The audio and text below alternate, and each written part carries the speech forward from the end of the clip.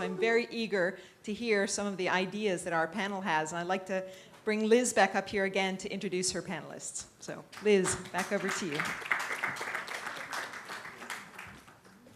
you very much. Might use this one. No, I think this one's still working, isn't it? Okay. Hi, welcome back, everyone. Lovely to see you.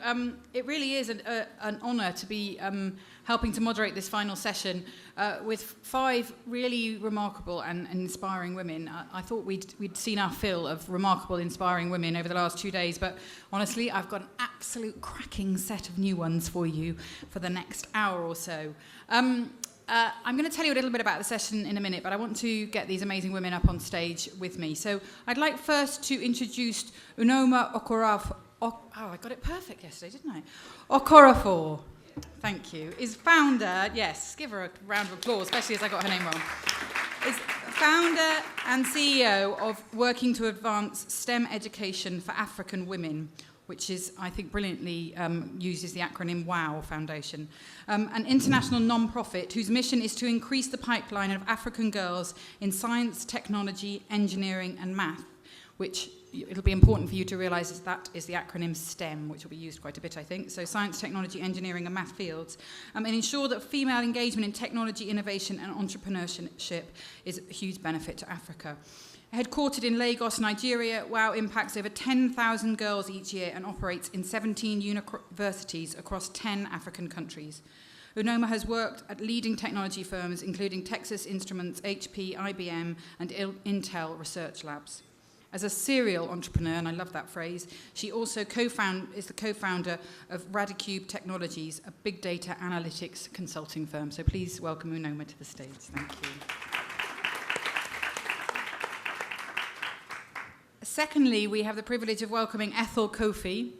Ethel was named one of the top 5 women impacting IT in Africa. She is the CEO and founder of EDEL Technology Consulting, an IT consulting and digital products company in West Africa, which was recently named IT Consulting Firm of the Year by the telecoms and IT industry in Ghana. She is also, in all that spare time she has from her other jobs, she's also the founder of Women in Tech Africa, Africa's largest women in tech group with members in over 30 African countries. She's been featured on the BBC and CNN and numerous other media outlets for work in technology and leadership. Let's welcome Ethel.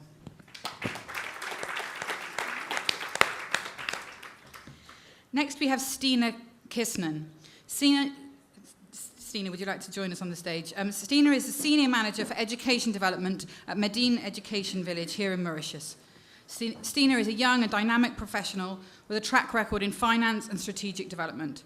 Following work at Blackstone Group, Steena started her career within the Accor Group in strategy in 2008. She then progressed in the banking sector at HSBC Paris until 2012 before settling in Deloitte in financial advisory services for more than 2 years until 2015, where she left France for Mauritius. Mauritius is gain, I feel, so let's welcome Steena.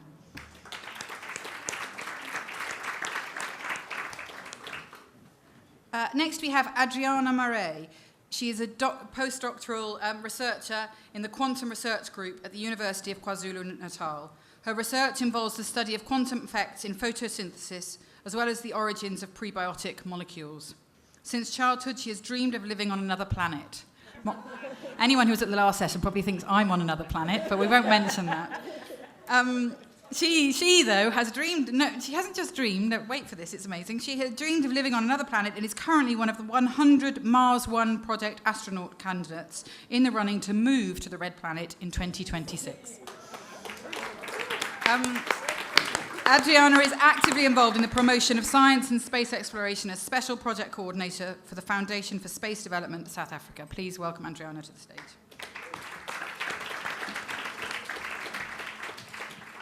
And last, but without a shadow of a doubt, not least, we have Githuku-Shongwe.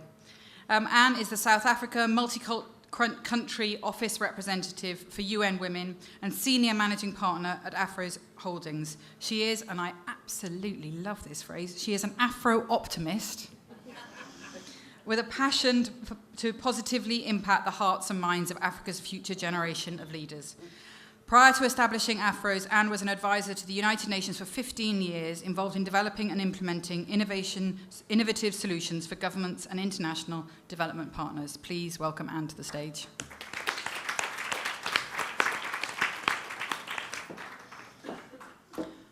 I think you can probably see why I was excited about this session. I'm just going to give you a little bit of a sense of what the session is going to be about, because I think it will help, because we really want you to be involved in it. You're not going to be sitting there passively for the next hour. We want to hear your thoughts very much. This is about how do we support women to move into sectors that they're not necessarily always traditionally working in, or certainly are very male-dominated. And I think even though all of these speakers are specifically from the science, technology, maths, that sort of side of innovation, there are lessons to be learnt for every form of innovation, and how do we support more women to get into those spaces. I also think it's really appropriate for this closing panel that this session is about women. All the other sessions have had a gender aspect to them, but this is about women, and not just any women, but these very, very powerful women in male-dominated worlds. We're going to explore what it takes to bring the next generation of women into this field. How do we get beyond some of the things that were mentioned yesterday about seeing women as victims of climate change, and encourage more women to be the solutions at every level, to be the innovators? That's what this session's all about. So our approach today is going to be very much about sharing. I'm going to invite the panel to share a lot with you, but it won't just be the panel sharing with you. We'd like you to share with us and with each other. There is, I mentioned at the last session, incredible wisdom in this room. We've seen it time and time again throughout these last 2 days, so we really want to mine that wisdom so that we leave here at the end of these 2 days with a really strong sense of how we can get more women to be as extraordinary, as passionate, and as impactful as many, many of you are. So we're going to be having that conversation over the next hour or so. Importantly, we're going to be exploring this question at 3 different levels, because when I and the panel talked about it prior to this session, we're really aware of the fact that there are different levels of things that support us as women, or as individuals, even as human beings, to step into some of those spaces that are difficult. Some of those are very personal. They might be about our families, or our histories, our characters, or something that happened to us, a book we read. They might be very personal. So we're going to look a little at the personal level. Some of them are organizational. We all know, we've had experiences of organizations that either support or really stand in the way of women stepping into this space and really flourishing. So we're going to look at some of those organizational barriers, but also importantly those organizational solutions. We're very much looking to share solutions today. And finally, some of those systemic ones. What are some of those really big social, economic, political, systemic challenges that there are examples of ways we've got around them, ways we've challenged them, ways we've changed them, ways that we've been able to innovate even in that space. So we're going to be looking at what does it mean to encourage more women into these fields, into innovation overall, at those 3 different levels, and we're going to invite you all to do the same. So I'm going to start with absolutely no more words from me to talk to these amazing ladies here. Sorry about that long introduction, ladies. Thanks for your patience. Okay, let me get the right piece of paper. Okay, Unoma, I'm going to start with you. I don't know if I warned you that, but I am. So your job, as far as I can see from the incredible CV that I've read of yours, your job is to encourage and inspire women into STEM, science, technology, engineering, and math fields. Who or what inspired you to get into those fields in the first place? So that's a really great question. I have to say that I grew up in a family. My parents really were the type of parents that encouraged you to pursue whatever career you wanted to go for. And I very early on had some interest in math and science, so engineering was a natural choice for me.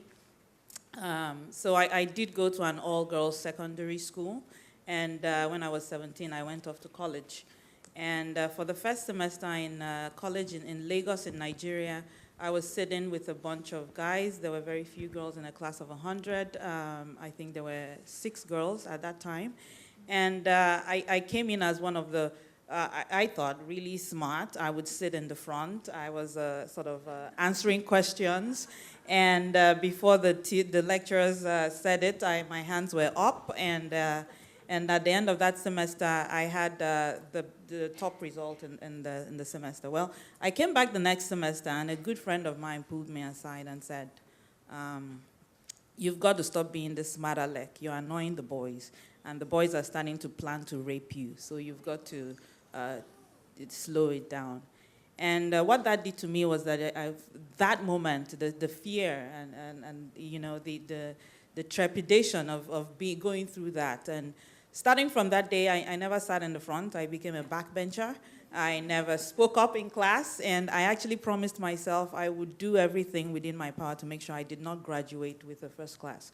And that's what happened. But fast forward to several years later, I went to the US to get my doctorate in engineering and started to really ask myself questions around, I really started to understand how frustrated I was that there were not more of us in the sciences. The struggles of a woman in tech and an African woman in tech, and understanding how many more of our girls are falling off the track. And so, and it ties into some of what we've discussed, how there are many challenges for women, but especially for women in Africa. And these challenges include things as simple as sexual harassment and the fear of sexual violence. When you raise your voice, we were told that girls should be seen and not heard. So we have to think about, in the terms of the culture, the subtle things that keep girls away. And so that's one of the things that really motivated me when I saw the impact that technology was having, and I thought about the girls in my own backyard that I grew up with who were falling through the cracks. And I thought I can really do something here. And so that's certainly something that motivated me and keeps motivating me to stay in the field. So it's encouraging people to be able to face up to some of those fears, take some risks, but do it for a sense of purpose. I think purpose is quite strong in there. Right. Well, what I'd like to pull out from that story, I think, for me more, is I'd like to emphasize the power of partnerships and friendships. So the person who actually did come and tell me was a friend. It was a male friend. But also through my journey, I have been blessed to have mentors. So there's an important aspect I always tell to girls that we mentor, and the importance of reaching across and getting mentors, people who have been there and who are willing to help you cross the hurdle. And when we think about mentors, we think about women who look like ourselves, but I also think about men, bringing them on board as partners. I also think about partnerships across organizations. Now, it used to be that I used to think that I could change the world. And I still think that. I think we've done a lot of good through our organization. But I'm starting to see that the problems are enormous, and that one person cannot do it alone. And so we've got to start to talk about partnerships. How can we help each other to get to the... Absolutely, and I think when we come to looking at the organizational space, there's going to be a lot of talk about partnerships. Thank you for that.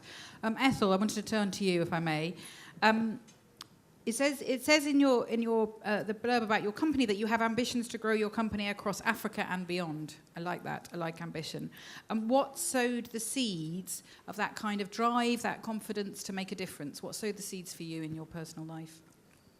Well, I think there wasn't the one event, but I think there were different markers in my life. And so, again, to the personal story. So my dad's an engineer, and so I grew up in a home where it was not weird, because my dad, we would fix the plugs together. We would do stuff together. But as early as, I suppose, 10 years, I remember hearing the conversations about the pressure, and I can tell the story now because I think my parents gave me the permission to, on how they had so much pressure culturally because they had 2 girls. And the conversation about, what do you do with 2 girls? Have a boy. And so for years and years, and I think people don't understand what it does to a child to hear that being said to their parent over and over again. And so I always say this, that my ambition, my fight was always, not as much for my father, but was for my mother, because I think she suffered more. The abuse, not physical abuse, but, where people would speak behind her back, or people would say to her in her face, what are you doing with the girls? Why are you killing our name? So for me, my ambition started very early because I wanted my mother to have something to say about having 2 girls. And then there is the marker about, the second marker is a beauty pageant. So I was 10, 11, and there was the Miss Ghana competition, which is absolutely, and I always tell the stories, absolutely beautiful, amazing, again, for 11-year-old girl. And watching a 19-year-old, on stage. And she came up on stage and they asked her a question. She was in university and, they asked her, what do you want to be? She said, I want to be a computer analyst. And I can remember this. She was so pretty and she had these high heels and she was just, for me, and then she was just an amazing, and she said computer analyst. And I turned to my dad and I was like, what's a computer analyst? I want to be a computer analyst. And I mean, years later, and I did go and do the degree. I suppose I found computers, and I say I found computers because in the grand scheme of things, it was quite late. I was 18, 19 in the year that I was waiting because I was going to become an engineer like my dad. And in that year, he said, spend it doing something interesting. And so he bought me a computer, and that was it. And I fell in love. But I fell in love with the idea that I could create. So with software engineering and with software development, I could think of something and I could create it. And I met this teacher that said, again, this speaks to maybe my narcissistic side. And then the teacher said, the computer is dumb. You're the smart one, and you can make it do whatever you want it to do. And I was hooked. So I changed. So it was the year before I went to do my degree. So I initially applied to do electrical engineering because I want, typical daddy's girl. I wanted to, be an electrical engineer like my dad. And then I changed my mind. I said, no, I'm going to do a computer degree because clearly I'm smart. And beautiful. And beautiful in the computer. So I think these were the markers in sort of going into the tech industry. And then, I suppose, running an entrepreneurial company, but also running women in tech was that I wanted to provide a space for women like me that were struggling, because you're the only woman when you're in an organization. You're the only, I started out as a software developer, so you're the only techie in a room, and there are struggles that I had that I wanted to have conversations about, and I wanted to help. And so I brought 70 women together in Ghana, and then we're now in 30 African countries. We're definitely going to come back to that. I'm really, really keen to know how you managed to do that. But that's really, really, really interesting. I like that idea that you saw the creativity within that tech. You were motivated by that, and the massively important role of role models. Thank you so much, Ethel. Steena, I'm going to say the obvious, that you are succeeding at a very young age. I think we can all see that. You're succeeding at a very young age in a very male-dominated area. What do you think has been the key to that at that personal level? What sorts of things have helped you to succeed? Yeah, indeed. I would like to share with you a few points that have been instrumental in helping me succeed personally. First of all, was getting access to a high-level education. My dad used to repeat that quote, which is, when you educate a girl, you educate a nation. Well, I agree with him. But because actually women do have that ability to transfer their knowledge to the entire world. So he gave me this opportunity. He put a lot into my education, so that gave me confidence and shaped my character in many ways. Franklin also used to say that investment in knowledge pays the best interest. So I think this has been said different time in this session. Education important, because we cannot talk about change, about evolution, if we don't talk about education. So that will be my first point. My second one was listening to myself. It took me time to understand that failure has to be lived as an experience. So that was a tipping point in my personal development when I came to understand that. So listening to myself, following my inner voice, my intuition guided me to who I am today. So discover you, find your passion, find your purpose in life, and then take action. And finally, knowing when and how to get out of my comfort zone was really important. It is much easier, you would agree, to stay in a place where you feel safe, where you feel secure, where you own your environment. But actually, it is exactly what prevents you from growing. That reminds me, a year and a half ago, when I joined the Medine group in a top management position. So the group was diversifying into education. And this position was new and challenging because I had spent my entire and relatively short career in finance. So, but I was determined to get out of this comfort zone and take risks. So I left my career in finance, I left my settled life in France, and moved back to Mauritius, as you mentioned. Because, but before crossing that line, it took me a great deal of thinking. But I said to myself that you cannot know what you can do until you risk yourself to do it and you acknowledge your choice. So that would be my message to young women who really want to achieve their dream, their ambition. You need to see the opportunities that knock on your door. It may not happen twice, actually. Wow. I think we can all agree that opportunity is going to knock on Steena's door once or twice more in her future career. I can see that coming. Adriana, there are many dreadful British pop songs that talk about reaching for the stars, which I definitely am not going to share with you, but you literally, in many, many ways, are reaching for the stars.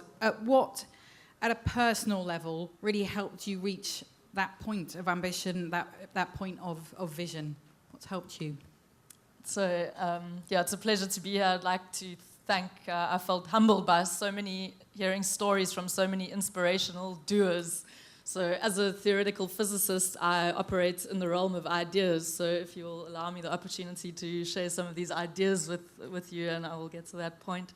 So let's go back to the beginning. I mean, the planet Earth formed around 4.5 billion years ago. As far as we know from the fossil record, life emerged probably as early as 4 billion years ago.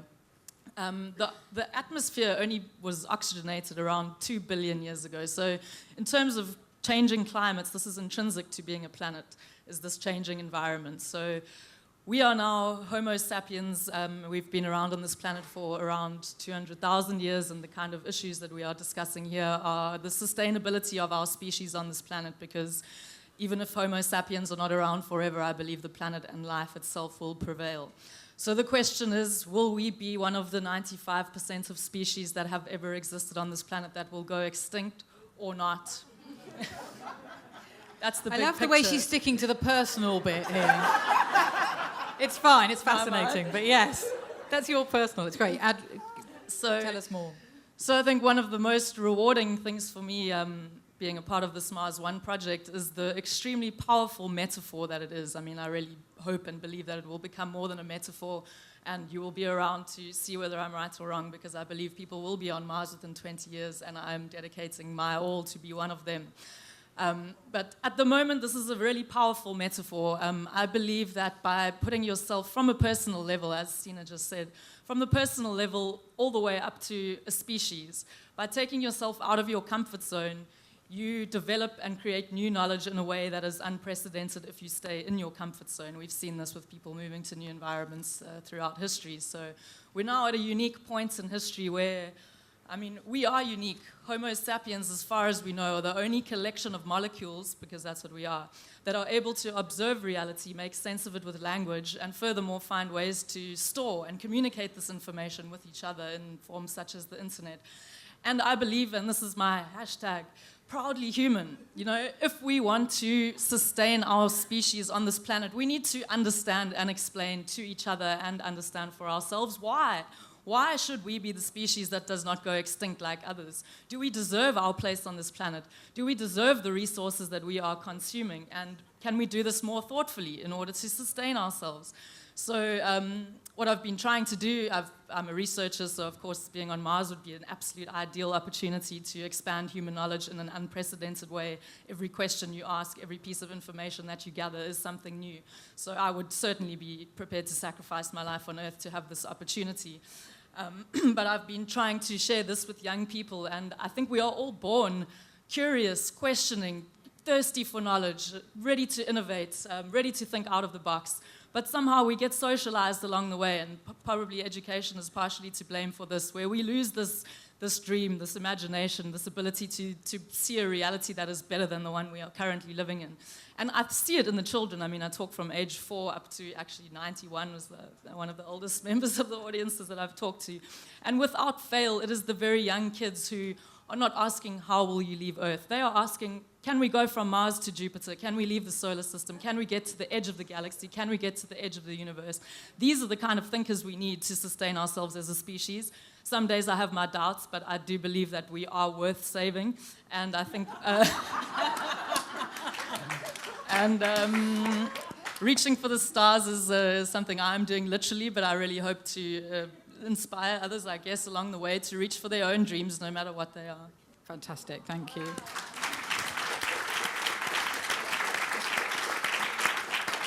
I think you're a great example of how some of that individual story is just about what we're made of. And actually, what you're made of is just heaps of curiosity. I can imagine you as a small child going, why? In a good way. And it's a fantastic, fantastic skill to keep throughout life, because I think too many of us lose it. So thank you very much for sharing a bit of that with us.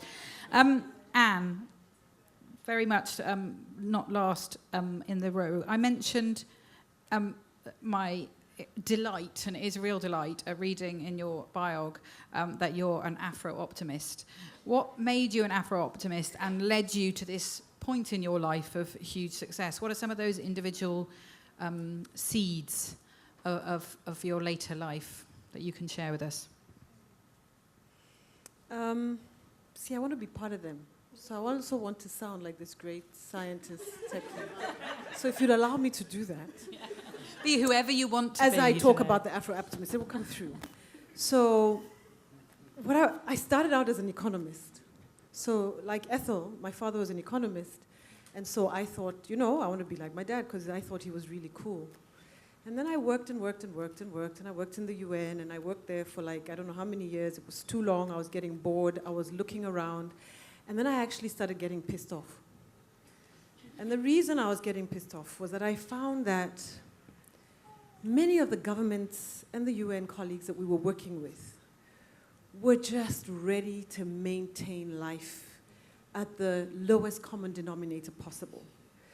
And that the mindsets of the public servants that we were working with were stuck, not in that future that you're talking about, Adriana, but so far back that I couldn't see a future that was going to change the life for Africa.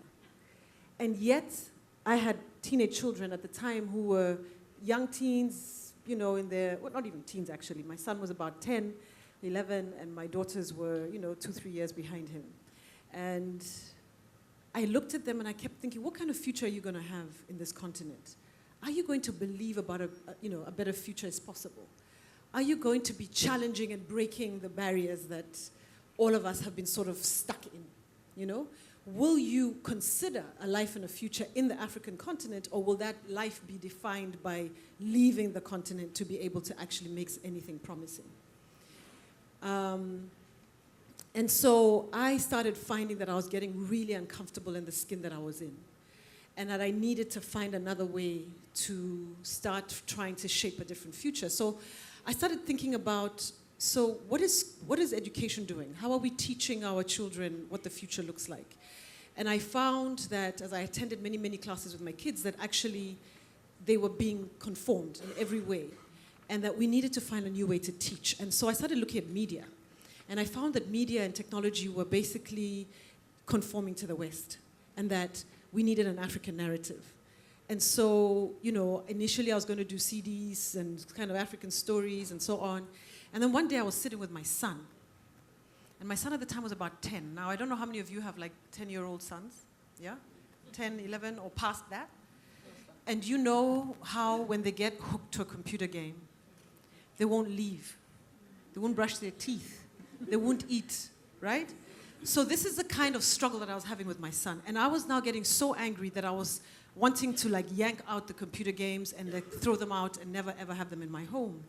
And then one day he calls me, because I'm always pumping, you need to know who your African heroes are. You need to know the history. Do you know who the great African leaders are? And I was having this conversation with him and he was yawning at me all the time. And then he calls me one day and he says, Mom, stop fighting with me, just sit here. So I sit with him and he says, play this game with me. It's a game I had bought, I didn't even know what was on it. So I played this game. And in this game called Civilization were 3 different African heroes. So there was Mandela, there was Shaka Zulu, and there was Mansa Musa. And he says, I am playing as Mansa Musa. I said, how do you know Mansa Musa? Because I know South African history will not teach Mansa Musa. And Mansa Musa was the greatest empire. In fact, he's said to be the richest African man that ever lived, who was the emperor of Mali and Songhai, the whole of the sort of Sahel area of Africa today. And it's because the game was actually showing him this world. And so it suddenly occurred to me, well, what if we actually just built games that were teaching, it could be about the future, it could be about how to, just how to challenge life, how to think about whether it's science or history or geography, whatever it is that we want to teach. Now, here's a small problem. I had no clue how to do this. I had never been to no engineering school like these other smart girls here in the team. And so I started talking about it. And I was talking about it to my son. And a friend of his walks in, and he cracks up. You're going to build games? Well, games come from the US. They don't come from here. So this became a big story for me, that I was going to prove to this young man that we could actually create the future that we wanted, and that we could create what he views as something that's done by the West in Africa. And so I actually went out of my way, and through a combination of online courses and actually just going, and I went and visited many different schools, and I just sat there and just watched how coding was done for gaming. And I learned enough to be able to pull together a team and start Afroes. And so we built Afroes really to define a new way of learning, using games and game experiences to actually teach young people how to challenge and question the future and different issues that they're confronting on a day-to-day basis. And so I've been doing this for the past 6 years. And so it's so wonderful, having had this economist life that I had before, to be called a techie.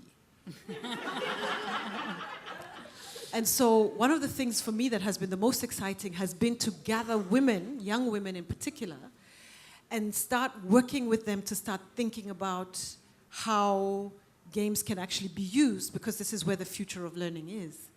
And so, part of that journey has been, yes, creating Afroes, but has also been working with young women in high schools, like running, so we run lots of hackathons, and the hackathons focus on getting them to think games. And the thing about game theory is that game theory allows you to actually create systems, and it's not linear, and it's really complex, and it gets them to question and to do a lot of problem solving. And, so just to see how the minds of young people are opening because of this game approach has been really exciting.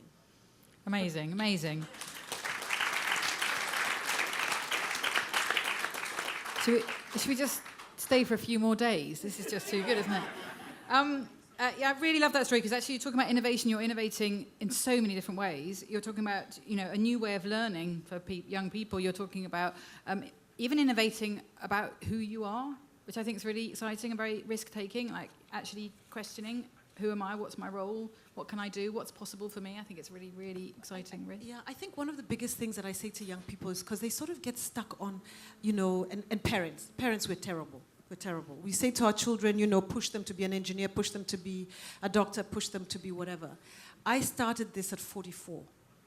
So at 44, I completely changed my career in a field that I have never done, And at the time, I didn't realize how big a risk it is. Yeah. But when I have that conversation now, I have found that it frees people to do what they want to do now, because this is what they feel excited about. And it's okay 20 years later to change it. Yeah. So we've heard just 5 stories, and there are obviously millions and millions of stories like this around the world. I've just pulled out a few words that jumped out at me as the ladies were talking: determination, risk, purpose, curiosity, role models, education, challenge, stories. I think stories are quite important in there.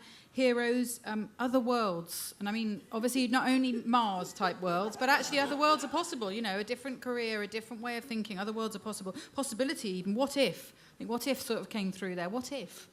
And also, I quite like the idea there was a little bit of a theme of proving people wrong. So you need a bit of, a grit in the system to prove people wrong. I'm going to invite you to turn to somebody near you and share with them, if you are happy and comfortable to do so, a little bit about what, at this personal level, we're sticking to the personal for a minute or two now, and you won't have very long, I'm afraid, but just share with each other, what are some of those personal things that have helped you be the success you are? If you're here in this room, you are successful in your field. What are some of those things? Was it a person? Was it a story? Was it somebody you wanted to prove wrong? Was it a book you read? I don't mind what it was. Share one small story with somebody next to you, but I'm afraid I'm only going to give you 2 or 3 minutes, so it'll have to be a short one.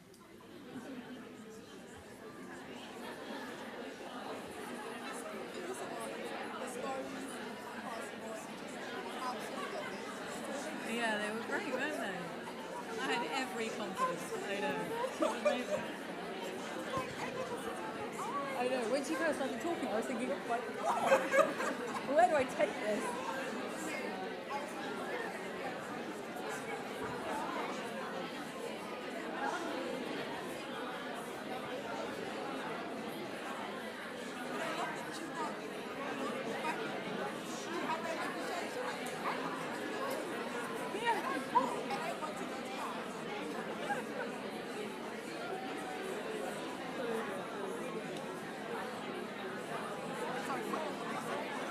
Sorry? Next set of questions are, so you are about to talk about organisational. So what are some of the ways that you run designed organisations? What are some of the ways that you can run organisations? What are some of the ways that an organisation has helped you? Could be very personal still, supported you, anything. What organisationally can we do to support more women in this space?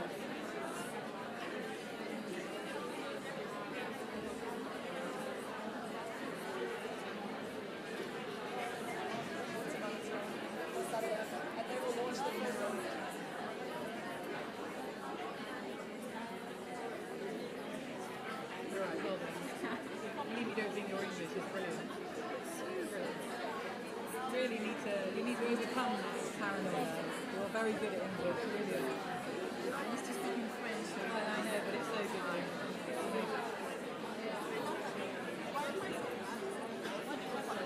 Sorry? I give a lot of talks at school. I know. Yeah, no, that sounded awful.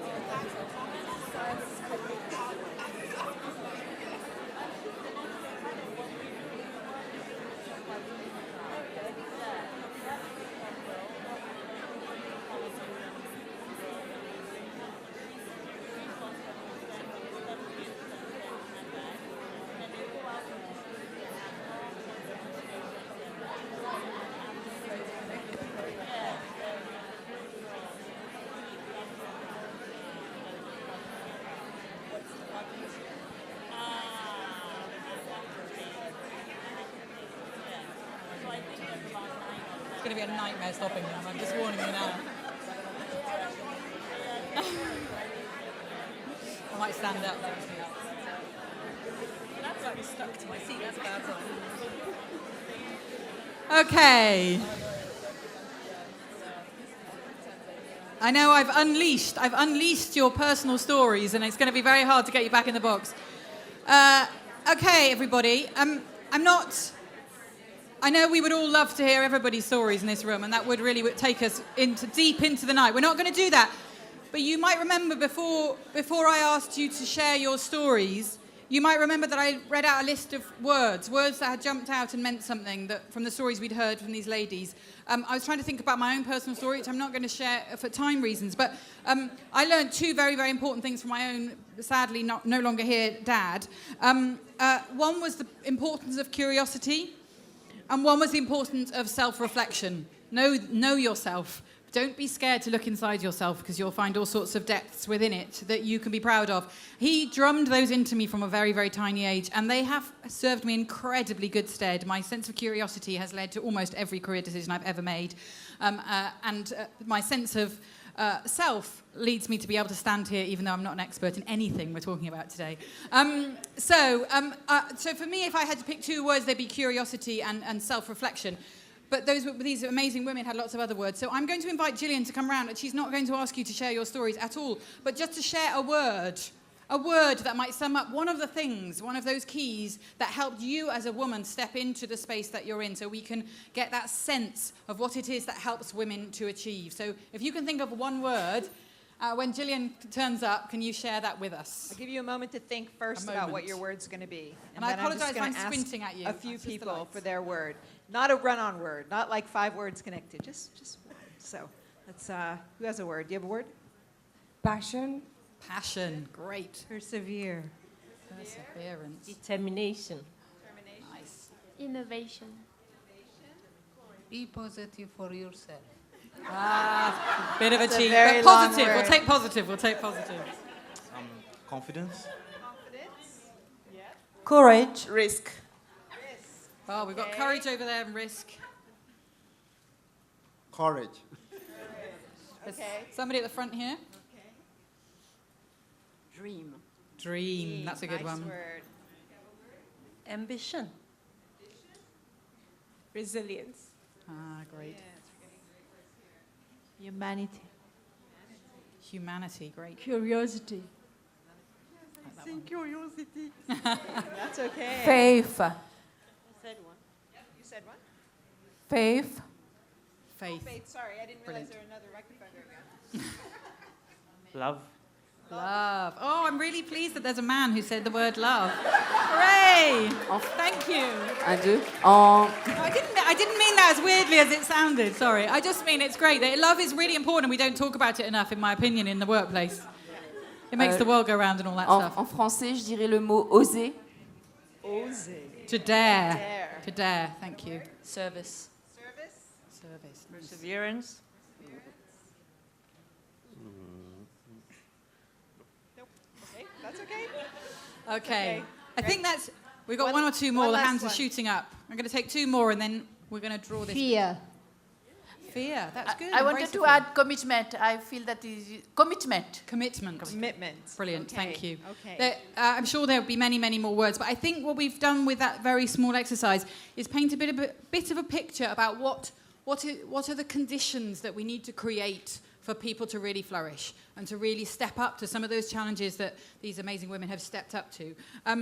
And I think we need to be thinking quite a lot about that notion of creating the right conditions. And for that reason, we're going to move into having a short discussion about, at an organisational level, so stepping up a little bit from the personal.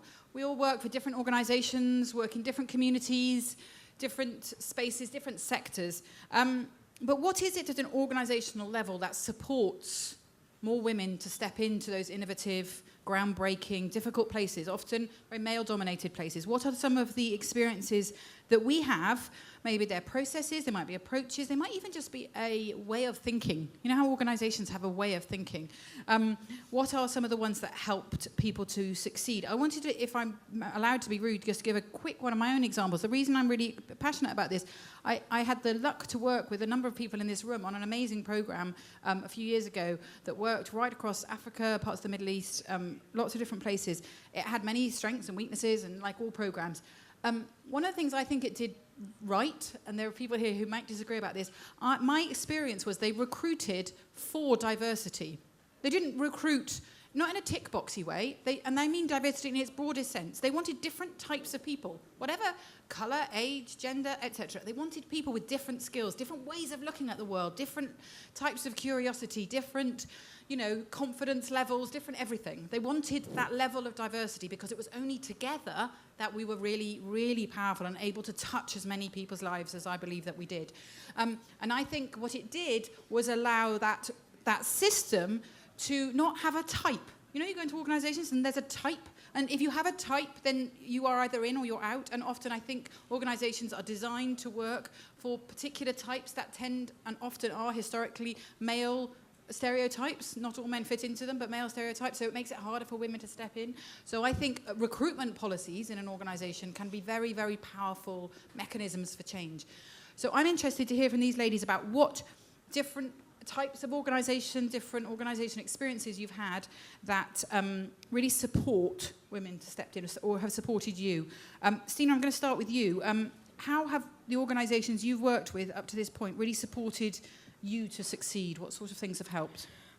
You know, if you really want to take your career to a certain level, you will have to be able to demonstrate confidence and credibility in your behavior and actions. You know, some organizations by their core business drive women towards success by nurturing these skills. So working in Deloitte, for example, was crucial in my professional life because Deloitte taught me that failure was not an option, even if I've taken several times this option. But, you know, I now consider that it was actually an enriching experience. So we had to be credible towards our client and lead by example throughout a simple matrix, which is DPP, not public prosecution, but discipline, planning, and professionalism. So I really believe that young women can reach that next step if they plug in these features along with the competencies. That reminds me one of my latest trips to Kenya. I went to a girls' secondary school, ranked among the best secondary school for the KCSE results, which is a national examination. This school is located in Kericho, a remote village where the economic activity is driven by the tea industry. So I met with a girl whose entire family, grandmother, mother, used to work in the tea fields for a generation. And she wanted to contribute to her family's legacy by being an engineer in this field. So she understood that serving her own village would be participating to its development, thus improving the quality of their life. So this is part of our project in Medine to encourage this kind of ambition by helping the student find a financial sponsor. So we had different negotiations with several companies, different meetings. It was really long, but we finally found a financial sponsor, and we're really happy to welcome her in Marais in October for the next intake of École Centrale de Nantes, which is ranked among the best schools of engineering in France. So we are aware that this kind of ambition is a very long-term endeavor, but we believe that this small action today will lead to big results actually tomorrow. So this is why our company, Medine, consider that this kind of investment is mandatory if we really want things to happen. So following up the trust and the belief you have in young women with actually finding the money, let's be honest, that money is often needed to get things off the ground. So I'm hearing that one of the things organisations need to be doing is investing in young women, whatever that means, whether it's their education, their careers. Really interesting, thank you. Ethel, you run your own company and you sit on, as far as I can see, many, many boards. I don't know how you fit it into your day. What have you learnt through all of that experience about creating organisations where women thrive? Right. So part of running or starting your own and running your own business is that at the beginning you have this blank canvas where you can paint an organizational culture. And prior to that, I had 15 years experience in working from working in the UK, in Ghana, Nigeria, in a variety of roles. And I had learned what I didn't want in my organization. And so one of the things that EDEL Technology does really, really well is, yes, we do have a job description, but we hire for outcomes, right? So this is a quick story about, we've just hired somebody who's come into like a product strategy role. And we had a job description, and this is the checklist of things. And then as I did the final interviews for the candidates. But something was interesting. There was one woman left in the final list. And then I recognized something, and that's something that maybe we've done intrinsically, and now I've told the team we actually need to find a way to structure it. It was that she did not have the checklist, but I tell you what she had done. She had started a business and failed. She had experience in one area, because she started as a software developer, and then she had moved the skills into marketing. She'd gone to start a business. And I sat with her for half an hour, and I thought, of course I'm going to hire you, right? But when you look at it from the HR checklist point, she did not meet that criteria. And this is the conversation I've had with people here, is that to bring in pipeline and to create cultures where women and other diversity thrives, the traditional, like we spoke today, the traditional ways of doing things where it's a checklist on an HR and degree check, 5 years experience here, check, and that check, we will then bring the same types of personalities into our organizations. And that if we can, to the question on humanity, if we can think of outcomes, and we've had this conversation about what's the outcome of the person that we're looking to bring in, what do we want them to be able to, if we think about the outcome, and then it changes the conversation of who we bring in terms of hiring. And then quickly on the women in tech side, is one of the things that we do really well is women in tech is about impacting and empowering women in the technology space so that they can positively impact the lives of the people around them. And so we've taken an approach in the last year of decentralizing, right? So, we used to have, we still have a chapter lead in each country and they run things, but what we've done is create programs so each and every woman, and which will lead to what we're doing in September with Women in Tech Week, which is 400 events and projects in 40 African countries, and we're equipping every woman. And we're saying in that week, we've given you the skills and the tools, you can teach a class. You can arrange for 3 women in your organization to go to your secondary school and teach somebody's first programming class. Or you can teach, there are certain things, and I absolutely agree that especially as women in the boardroom and in the technology space, there are things that there are lessons that you learn that you cannot read in books. And I'm saying if you've been doing this for 20 years, or in that week between September 26th and 30th, why don't you just do a class and teach something as simple as how to take back conversation from a man in the boardroom, right? Because they will speak over you, and this is something I learned very early on. They will speak over you. How do you take that conversation back? Because that's a skill we need, right?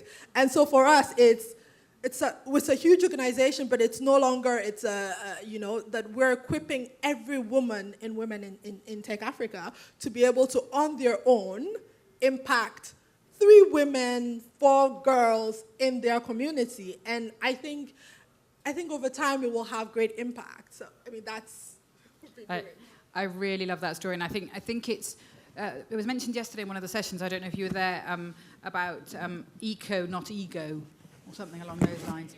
And I think that's quite a big step, actually, for the world and for organizations, that actually what you're talking about, in a sense, is not having the ego in your own organization to say, we want to scale up ourselves so that we're some huge, big, multinational organization running around teaching people how to understand tech. But you want to scale up in a different way by giving thousands and thousands of women the capacity to go out and do that training without necessarily any financial or any other rewards for you. And I think it's more of that, collaborative, ego-less leadership that we need to see in the world if we're going to make these changes. Thank you very much. I'm going to come to you in a minute, audience, so bear that in mind. But Adriana, just briefly, if I can, wanted to talk to you about, when I spoke to you before today's session, you were really passionate about the role of collaboration and interdisciplinary work in your success. You gave a lot of credit to the fact that a lot of the things you've been involved in have brought some of that diversity together, brought different people together to collaborate. Can you tell us a little bit more about what role you think that has in organizations being, gender friendly? So I think sometimes the collaboration that happens within institutions is almost in spite of the institutional structures that exist.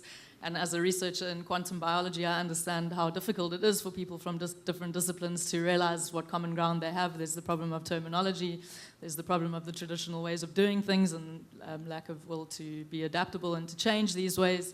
But I think from the small things to the huge global problems that we are facing, it is not going to be possible to solve these from a single perspective. And maybe that's been one of the weaknesses of the way we've taught education in the past, is this compartmentalized approach to solving problems. So we can solve that by collaborating with different experts from different fields. But more importantly, I think we need to focus on educating people more broadly from the beginning. So maybe I could mention some of the programs I've been involved in at the University for KwaZulu-Natal. I taught in the Center for Science Access, where we bridged the gap between high aptitude students who nonetheless perform poorly in high school because of poor teaching, I guess. And we spent a year with these students educating them over a broad bunch of life skills, basically in physics, in chemistry, in maths, in biology, and in English, scientific English. But yeah, just to think broadly and not to think in a compartmentalized way. So I think I'm also very grateful to have been acknowledged by the L'Oreal UNESCO Women in Science program. Also here, I think there was no limit on the kind of projects that could be proposed, and in my opinion, my proposal was extremely peripheral. I was wanting to understand the origins of life, for example, which will probably not be solved in my or many generations' lifetime, but yet encouraging this broad thinking by enabling me to continue working on that program, that project for a year, and also now the benefit that I have of being continually involved in the program, encouraging women from all parts of science to meet each other, to interact with other researchers from different fields at the events that are scientific, but not specifically physics or not specifically whatever field they may be from. Another program I'm involved in is this for the Foundation for Space Development, I'm a member of, and the Africa to Moon project is an example of a project that can only be achieved through the cooperation of many different types of skills. So the aim of the Africa to Moon project is to educate and inspire and do science and encouraging young people on the continent of Africa to reach for the stars by reaching for the moon. So we aim to send the first mission from Africa to land on the moon and do science. So far we're still in the feasibility study of the project. We've accepted research proposals from school children and university students from all over the continent. The idea will be to use African skills. Maybe these professors are no longer working in Africa, but to contact them and get them involved in the project, that it's a uniquely African drive to land something on the moon, which has been done. This is not impossible. And then maybe to end off with the Mars One project, this is the epitome of a project that can only be achieved through collaboration and cooperation of probably all 7 billion people on the planet. And again, research proposals have been called for by the Mars One project. University research programs have won several bids already to do research into the kinds of seeds we will take along to eat on Mars, all the way across the spectrum of different types of research that will need to be done. So I think that's the way forward. If we look at the weaknesses of the education system in the past, I think the lack of cooperation and collaboration between different schools of thought has really held us back, and I think it's time that we got rid of these boundaries and work together as a species. Yeah, I agree. So, one of the things I'm really loving about these different stories, especially that last one about collaboration and diversity being, it's almost like it's creating fertile soil for innovation to happen. And I think that's what we need to be talking about. These conversations are particularly about science and technology, but actually I think that's probably transferable to every single sector. And I'm wanting to hear from you now briefly. I know we've got 2 more panelists. I'm going to hear from them in a moment, but I want to hear from you, but I'm going to ask you to, again, keep it quite brief. But have you got examples of organisations you've worked in or you've heard about or initiatives that have been able to scale, have been able to bring women in because of something about that organisation? Might be something quite small. Sometimes collaboration, when you're talking about collaborating across academic fields, then it can be something very big and scary. But actually, sometimes collaboration is just creating a design of your office space that allows people to bump into each other. I heard about this new thing about bumping space recently. Apparently it's a whole new thing in office design, that you need more bumping space to literally bump into people and collaborate that way, finding out about each other. So I would really love to hear from any of you who have been in organisations, who've run organisations. You talked about being able to paint an organisational culture from scratch, but sometimes we move into organisations that are deeply flawed. What experiences have you got of making small or large changes that help that? So I'm just going to take 2 or 3 examples from the room, if I may, and then we'll come back to the panel. We've got one over there straight away, the lady in the red.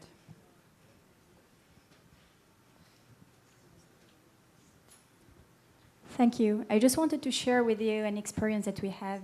I'm working for a big company, and one day we wanted to change things in terms of gender balance, changing the mindset. but we didn't really know where to start from. Then we've heard about a program that was held by an international organization that is called MSI.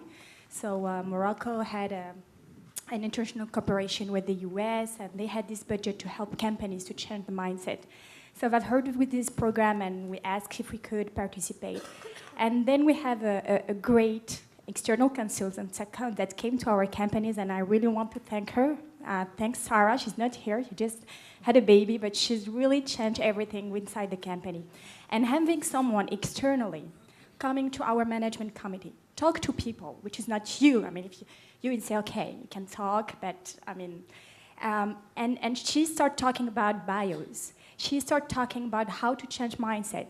She told them about studies that women are about disrupting women, not letting them talk, and all these kind of studies that are, I mean, and she had all the sources, and that was great because I saw in their face that that's serious. I mean, we're not talking about something. And she would change, so we started with a gender balance committee with a few men, and now we have a management committee. We changed from 25% of women to 53% of women. And that's a great step. And we are here from Sanofi with the delegation. We just launched our gender balance committee for Africa last March 14. So I have my colleagues from Tunisia, from Senegal.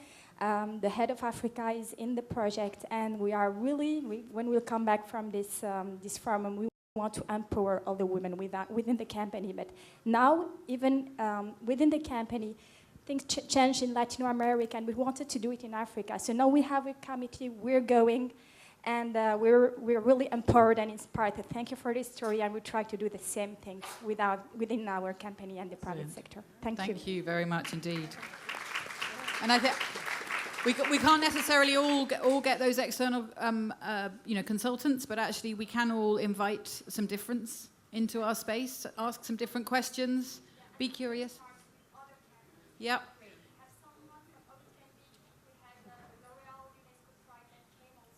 Yeah. Yeah. So bringing fresh eyes in, bringing that curiosity, seeing yourselves from a different perspective, that's really, really helpful. Some other stories I'm looking for. I just wanted to comment on something that Ethel said about going for the output rather than the CV. The organization I work for, REN 21, if you look at our CVs versus what we actually do in our output, I am a cellular biologist by training, environmental policy background. I now do communication and network management. So, really looking at the skills that people bring and looking at the interaction between people, I think is very important. And one word that I didn't hear, but was a very motivating thing for me, is the issue of transparency.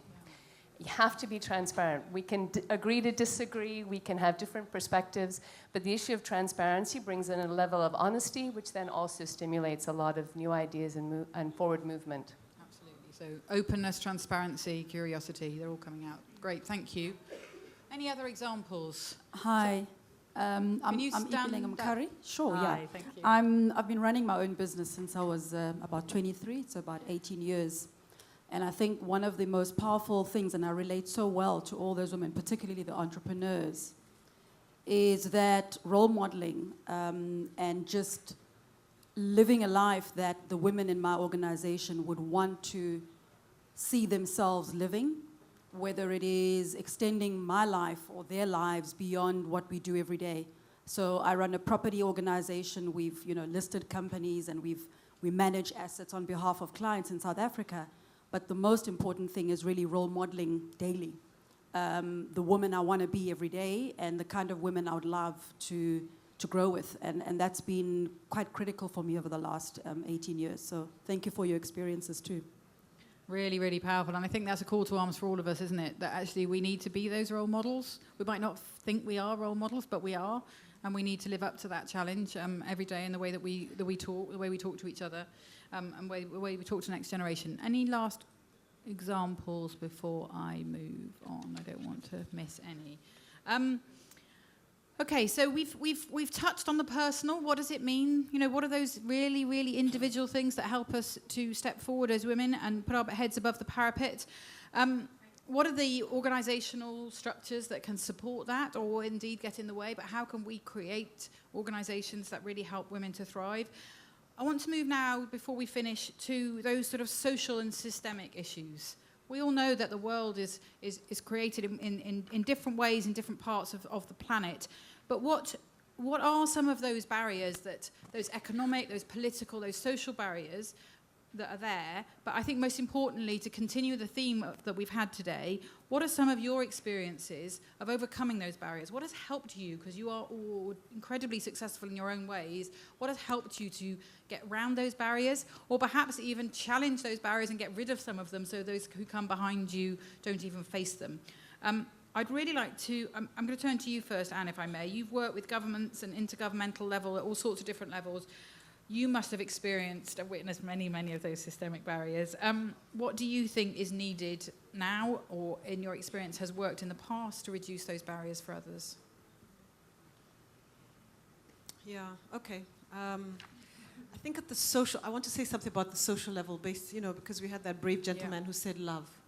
And I think the one thing I want to say here is that as a woman, as an entrepreneur, you gotta have a man who loves you to be able to actually, as a partner, to be able to break through. And I'm saying this because to be able to actually do the kinds of things that I was able to do, change my career and so on and so forth, if I didn't have a man who was able to support me and help me out with the children, it would never have happened. So I thought, let me at least mention that and encourage all the men in the room to try to do that thing if they haven't done it yet, Lord included. But, am I allowed to challenge you a tiny bit and say we all need people who love us enough to let us step out of our space? So it might not always be a man. Sure. I'm saying for me. For you. For me. That's because I had. To be honest with you, for me too. I had three kids. I'm trying to broaden this for out. me, that's this really worked. But from a systemic story, as I said to you, I was with the UN, and actually I'm back again. But anyway, I was at the UN for a long time, and I just found that the organization itself is so difficult to move, an organization, sort of global organization. And so I left frustrated that this is not a system that can support innovation. This was my conviction, right? I now have this amazing leader who is our former Deputy President of South Africa, Phumzile Mlambo-Ngcuka, who is the head of UN Women. And she called me and she said, listen, you've innovated in the entrepreneurship space. I know you can innovate inside the UN. And I said to her, it's not possible. So we had these big debates about, is it possible, is it not possible, is it possible, is it not possible. And so we started drawing out models, right? And so what I've already seen, and I haven't been here a whole long time back, but what I have seen is that actually you just need to have a relentless vision and commitment that this is possible. And then inspire, right? So from the system, and then inspire a network around it that believe it with you, all right? So what I found is that many women and people within our organization, within the UN, are looking and are saying, first of all, they're thinking I'm crazy because I'm saying, if I look at the South African government, we have huge amounts of resources that are dedicated to energy, to infrastructure, to science, right? But women don't have access to it. And they don't have access to it not because it's not available for them, but because the system itself makes it so complex that they don't have access to it, right? So we started to explore with the Department of Energy, which is, to say, what would it take to change the way you actually present your procurement program for energy? Simplify it, but also, sexify it, Because this thing seems so out of reach. I love the idea of sexy procurement. Right? It seems so out of reach that women are, and I'm talking about women who are, educated, middle-class women who have the resources, but they aren't able to access this resource, right? So what we started to do was to say, okay, give me those tender documents, bring. So we started looking at those tender documents and started saying, how do we simplify this? How do we make this so that it's easy to consume, to take it and to actually get into the contracts? How do we break it down so that we allow 1,000 women to be able to access it instead of 2 women? And then, what does it take to build the entrepreneurs on the demand side who can actually move in and take advantage of this? So we've been working on a model now that is with the Department of Energy, then with the National Post Office. So the National Post Office, we said to them, you have 2,500 post offices around the country. We need spaces where women can be trained as entrepreneurs to be able to actually access this energy capacity, this energy procurement. But we have to keep setting up new institutions and structures, but you're there. And so the post office said, actually, we want to make a post office of the future. And so we've started training inside the post office building, inside the post office, the back, where they don't, who comes to buy stamps? Like 10 people.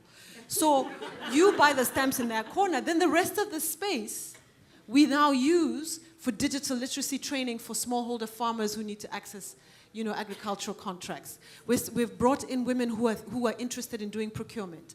And it's in deep rural areas. So we're not just talking about, sort of super urban, right? But it took being able to actually create this vision and this possibility. And then start helping them to imagine how they could be part of this success. And then breaking it down and simplifying it, make it feel like they can taste it.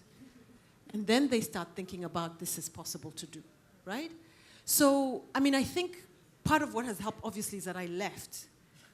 And because I left, I began to understand, and if anybody has never been an entrepreneur, you got to do this before you die. Because there is, for me, no experience like this that has been as liberating. Because it forces you to create and to challenge and to question and to fail and to pick up again. And so bringing that back into a system like the UN and government starts, you give yourself permission to think of new models. The toughest part is that hiring story. And so what I'm finding now is that I'm actually dumping a lot of the CVs that are coming through to say, I'm hiring for attitude. I am hiring for creativity. And that's what I think will make the difference for us. Wow.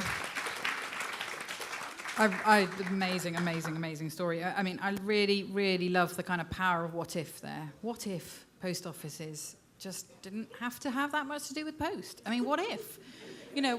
What if suddenly there's nowhere safe in the public sector, I don't think, from the sorts of changes you're talking about. I think it's really, really, really exciting. I'm really glad you shared that with us. We're about to change the economy because we now know that if every woman was able to participate equally in the economy, right? Yeah. As men do, we know that the economy in 2025 will be $26 trillion more. So it's no longer something cute to do. So CEOs, it's no longer cute to have women on the board. It's no longer something nice that you do because you're doing them a favor. It is an economic imperative. Absolutely. And Africa needs to know this. And I think there's a really fantastic ripple effect because actually the sorts of changes you're talking about don't just benefit women. They benefit all sorts of different people from different backgrounds, different diversity, different everything else. So amazing stuff. Unoma, your organisation is trying to push the boundaries for women in the STEM industries right across Africa. What's your experience of these societal barriers and perhaps more importantly the societal opportunities there if we can change the system in the way that Anne's been describing? So I think that I will start by reflecting on what Lord Boateng said yesterday. He said that I think it is time for Africa to seize the agenda. And to add to that, I think that it is time for African women to seize the agenda. And so in our organization, I'll give you an example, and then I'll back up and tell you how we did it. So we currently run a program that we call the College to Secondary Mentoring Program. This program has been hugely successful. We are now, like I said, in 10 African countries, impacting thousands of women. And what this does is we go into a college and we recruit college students who traditionally are not in the education stream, STEM education stream. But we found that young students, young university students, are actually a little bit more accepting of this STEM training. They are younger, so they sort of understand the younger generation in terms of reaching the secondary school population. And so we started to recruit girls in universities, and we would bring them together as sort of a chapter, and we would train them. We would train them in STEM skills, in computer programming. We would train them in pedagogy skills. How do you teach away from the blackboard? What does it mean to really impact innovation and creativity? And then we would resource them with what we call STEM in a handbag. Now, STEM in a handbag is really a knapsack that has a couple of pop-up computer labs. We actually engineered this in partnership with another organization, a number of Raspberry Pis that can really, in 5 minutes, they can walk into a remote secondary school without electricity or energy and set up a computer lab and really start to teach programming and STEM. And so we've set up these across several universities, and these girls are going out every week or every 2 weeks into secondary schools around them, and they're doing after-school clubs, STEM training, and really recruiting younger girls and showing them that STEM is possible, being mentors and role models to them. Now, when we wanted to start this program, I said to some of our girls, so we started by recruiting our scholars, people who were already in the school, and I said, let's get this program started. And the first conventional wisdom was, you've got to talk to the president of the university, who refers you to the student affairs department, who refers you to the professors, and there's just so much red tape. And finally, I said to them, we've been trying to do this for months. We're trying to get some good across into the society. So how do we go around the red tape? And I said to them, you know what, forget the structure, forget trying to get permission from the thing. Let us get this thing started. So recruit a number of girls and start the program. So what's my lesson here? I usually say to girls, there's a saying that we have in my organization, and it is that well-behaved women rarely make history. And I say it. So what I say is that it's okay to break a few rules, right? It is, because sometimes the rules were created by men in systems that keep us away. So it is okay to break a few rules and then apologize later. So we have made a lot of progress by breaking rules and showing models that work. And then the system comes back to us to say, this is working, how can we adopt it? And we've pushed back against things like rote memorization in our educational system. That is one of the killers of STEM education in Africa. We are not teaching science and technology right. We stand on a blackboard, there is no touching, no hands-on equipment. We're importing expensive equipment from the Western world to teach robotics. We have tools like $250, $300 skills. We've got to talk about localized, local solutions. How can we teach STEM with what we have, and how can we teach it in a way that brings out creativity and innovation for girls? So those are some of the issues that we deal with in our organization.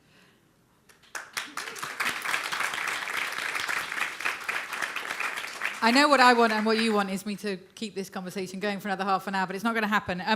I'm afraid, but there is a party, I believe, this evening, and all of these women will be there, so there is plenty of opportunity to hear more about going to Mars and changing the world in so many ways. I wanted just to challenge you all a little bit. We've spent 2 days, really 2 exceptional days, I think we'd probably all agree, hearing about really just an incredible array of really extraordinary people, particularly extraordinary women. And I think one of the things they've invited us, each one of them has invited us to do, is to raise our chins, look up, be a bit more ambitious. Somebody once said that you always need big, hairy, audacious goals. I quite like that idea that, you need really big, hairy, audacious goals if we're going to make the changes that we're going to make. I really, really loved Anne's sense that we need relentless vision. And relentless. I love the word relentless in that space. We need relentless vision, and we need the kinds of women like you all are in this space to be holding that relentless vision, modelling it for other people, as we've heard somebody from the audience saying today, and then sharing that as much as we can, every single step that we take outside of here. So I would really, really invite you in the next half an hour or so before we officially leave this room to be thinking about what is your really audacious goal that will help that vision to become very relentless and make those changes we want to see. I want to thank these amazing, amazing women for sharing an extraordinary hour and a half with me. And I'd like to thank you all for listening. So thank you very much. Excellent. Thank you so much, Liz. Thanks to all of you. Wonderful. This session was just beautifully interactive, and I have our speakers' stories, and I have all of your stories just ringing in my ears.